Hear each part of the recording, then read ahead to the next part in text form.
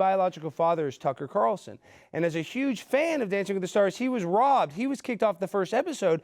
But people might not know this. You made it to 6th place. And as a matter of fact, they had to change some of the rules to prevent you from proceeding on in the competition. So tell us about your experience. Well, true story. And I'll tell you the other funny story. So I'd been asked to go on the show, starting with right after when I announced that I was leaving the White House. And finally, after about the 3rd time, I called Tucker and his wife, Susie, and I said, hey, listen, I'm actually thinking about doing this. And when I was on the phone with Tucker and he yelled, he goes, hey, Susie, come here. Sean's on the phone. He wants to know about doing this. And Tucker, in pure Tucker form, was just like, no way. This is the dumbest thing you've ever asked me. And Susie was like, absolutely, you got to do it. You got to do it. And so I credit Susie for my experience. I had a blast. So I think, look, I really enjoyed myself. It was a fun thing. I'm a horrible dancer, as you saw. But you made it to 6th place. You kept on advancing. But here's the thing. This is the thing you have to understand, Alex. I'm a horrible dancer, but I'm a good campaigner. And half of the vote comes from the judges, and half comes from the people. And you know, when I did the show and they explained the rules to me, I said, great. I know that the judges aren't going to vote for me because I am artistically challenged, to put it mildly. But I know that I know how to campaign. That's my background.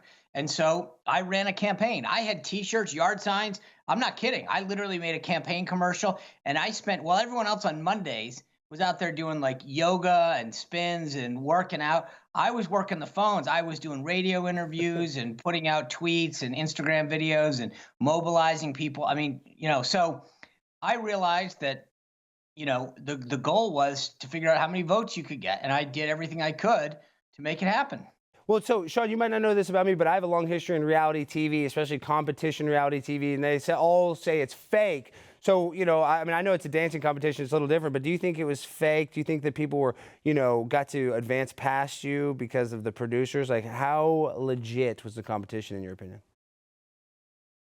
Well, I mean, I think if you saw my scores, you know, that they weren't fake. I think there's no way.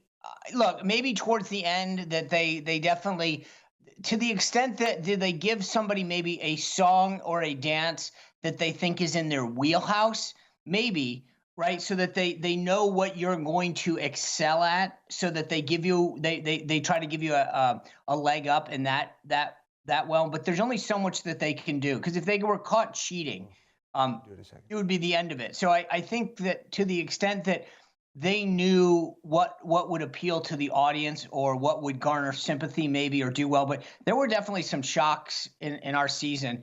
But there's no question. I mean, look, I don't think it takes a genius to figure out that The Bachelorette do really well every season. You know, for the most part, there's a little bit of a system to it. And so I don't know. I think some shows are different than others. But look, I felt pretty confident in the system. Quick, the night I got kicked off the show, I called the White House to tell him. I said, Mr. President, thanks for your support. I got kicked off. The first thing he says to me, he goes, was it rigged?